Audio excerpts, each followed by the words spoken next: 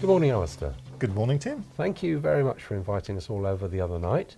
You're more than welcome. It was such a pleasure to have such a distinguished group of directors from the county to come and visit us and hopefully have had an enjoyable evening. Wheelchairs are the obvious symbol of disability, but what's the bigger picture, Alistair? You know, there's so much more, isn't there? Absolutely so much more. This total product portfolio that we have often amazes me. There is a lot of equipment that we install in domestic dwellings, in hospital environments, in care home environments, that of course the general public never see. From stair lifts and hoisting equipment through to bathing equipment and beds, pressure relieving product, as well as the more obvious mobility product with wheelchairs, scooters, walkers.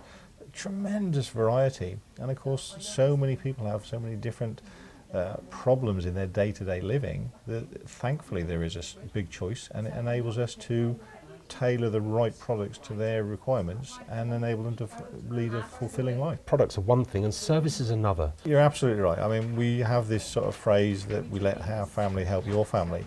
It's really important to us as a family that when we supply a product that we do look after it right through to the very end.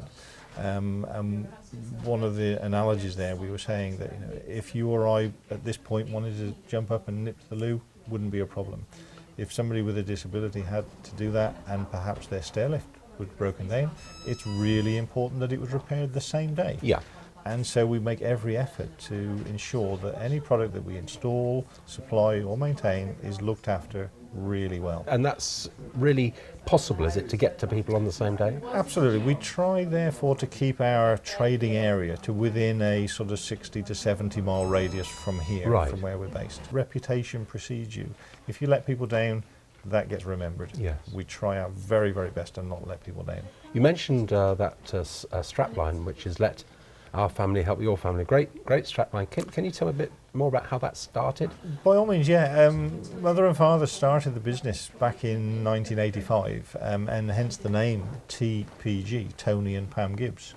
And it was a few years Dad was building the business and then needed some assistance as he was growing. And I came and joined in, and then a little later my sister Mandy did as well. So we're very much a family.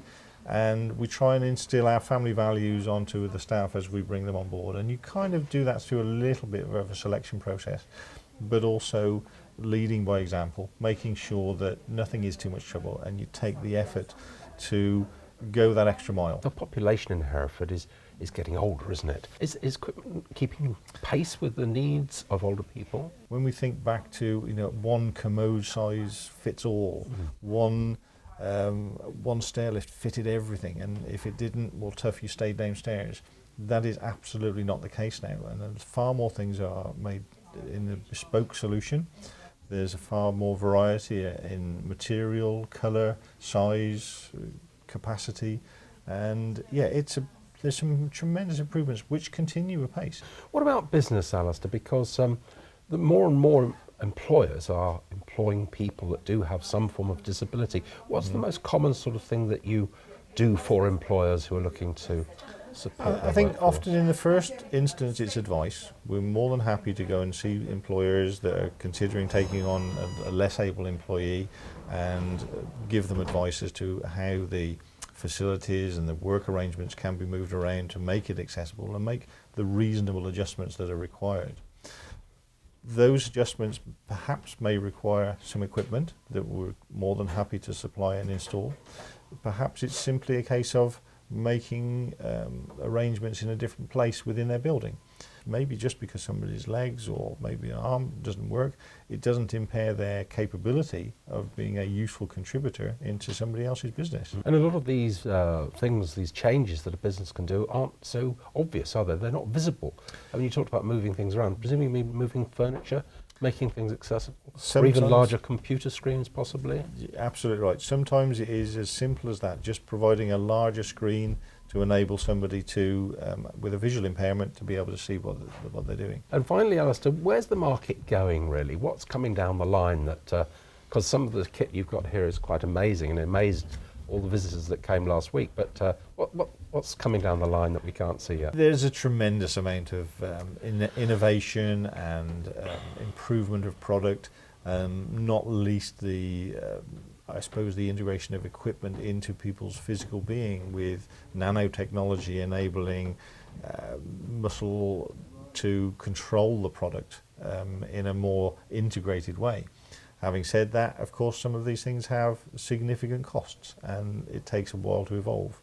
I think probably the biggest change or the step change that we really need to get our heads around is that the local authorities, the NHS, really do have a major problem in funding, and it's been all over the news for years now with austerity measures hit left, right and centre.